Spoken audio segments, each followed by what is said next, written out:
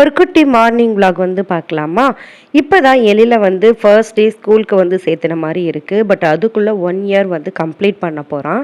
இன்னைக்கு எழிலுக்கு வந்து ஸ்கூல்ல எக்ஸாம் இருக்கு. ஸோ மார்னிங் வந்து லஞ்ச் வந்து ப்ரிப்பேர் பண்ணும்போது, என்கிட்ட தக்காளி கொஞ்சம் அதிகமா இருக்கிற மாரி எனக்கு வந்து ஃபீல் ஆச்சு. ஸோ வேஸ்ட் ஆக வேண்டாமே அப்படின்னு சொல்லிட்டு, தக்காளி ரைஸ் தான் வந்து சிம்பிளா வந்து அவனுக்கு வந்து பண்ணி குடுத்துருந்தேன்.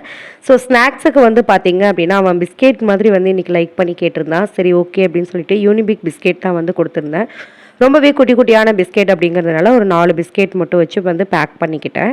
ஸோ அவனுக்கு பிடிச்ச மாதிரி குடுத்துட்டோம் அப்படின்னா, அவன் கொஞ்சம் வந்து நல்லா சாப்பிட்டுப்பான். ஈவினிங்கும் வந்துட்டு கொஞ்சம் பசி இல்லாம இருக்கும் அப்படின்னு சொல்லி தான் அத வந்து நான் வந்து பேக் பண்ணி வந்து குடுத்துருந்தேன்.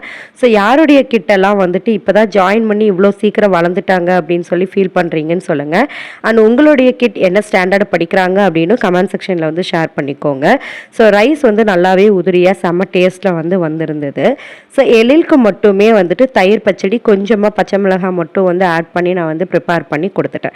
மோர் vlog அண்ட் டிப்ஸ் வீடியோஸ்க்கு நம்மளுடைய சேனலை சப்ஸ்கிரைப் பண்ணிக்கோங்க.